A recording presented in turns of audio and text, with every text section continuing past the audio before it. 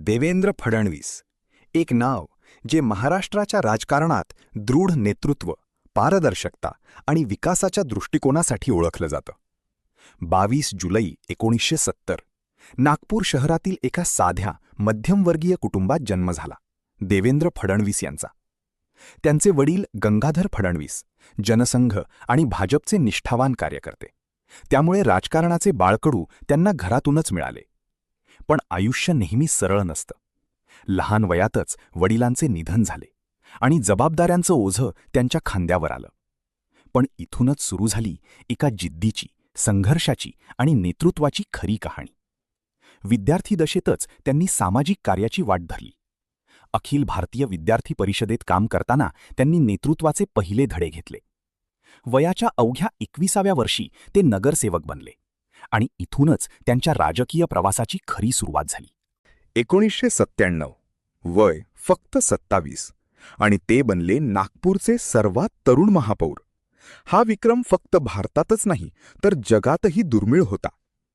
1999 मध्ये त्यांनी विधानसभेत प्रवेश केला. त्यांची अभ्यासू वृत्ती, आक्रमक पण मुद्देसूद भाषणशैली यामुळे ते लवकरच एक प्रभावी नेता म्हणून ओळखले जाऊ लागले. भ्रष्टाचाराविरोधात ठाम भूमिका आणि जनतेच्या प्रश्नांवर थेट आवाज यामुळे ते लोकांच्या मनात घर करू लागले.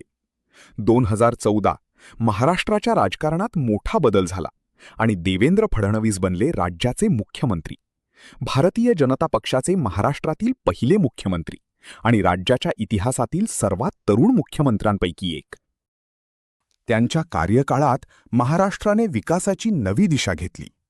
जलयुक्त शिवार योजना, शेतकऱ्यांसाठी पाण्याची क्रांती घडवणारी योजना, मुंबई मेट्रो, आधुनिक शहराच्या दिशेने मोठी झेप, समृद्धी महामार्ग, महाराष्ट्राच्या विकासाचा वेग वाढवणारा महामार्ग, डिजिटल महाराष्ट्र, स्मार्ट प्रशासन आणि राज्याला $1 ट्रिलियन इकॉनॉमीकडे नेण्याचं स्वप्न. पण राजकारणात यश जितकं महत्त्वाचं तितकीच परीक्षा अपयशात होते. 2019 सत्तेची समीकरणं बदलली.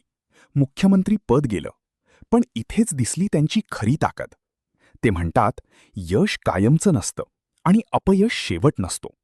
फिनिक्स पक्षासारखे ते पुन्हा उभे राहिले.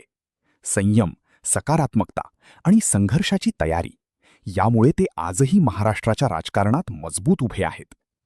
राजकारणाच्या पलीकडे त्यांचं वैयक्तिक आयुष्यही तितकंच साधं आणि स्पष्ट आहे.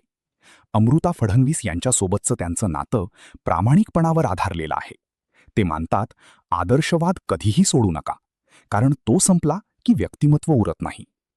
आजच्या डिजिटल युगात ते तंत्रज्ञानाचा स्वीकार करतात. AI, सौर ऊर्जा आणि सस्टेनेबल विकास यांच्या माध्यमातून महाराष्ट्राला पुढे नेण्याचा त्यांचा प्रयत्न सुरू आहे. हा प्रवास आहे एका सामान्य मुलाचा ते राज्याच्या सर्वोच्च पदापर्यंत. हा प्रवास आहे जिद्दीचा, संघर्षाचा आणि विकासाच्या व्हिजनचा.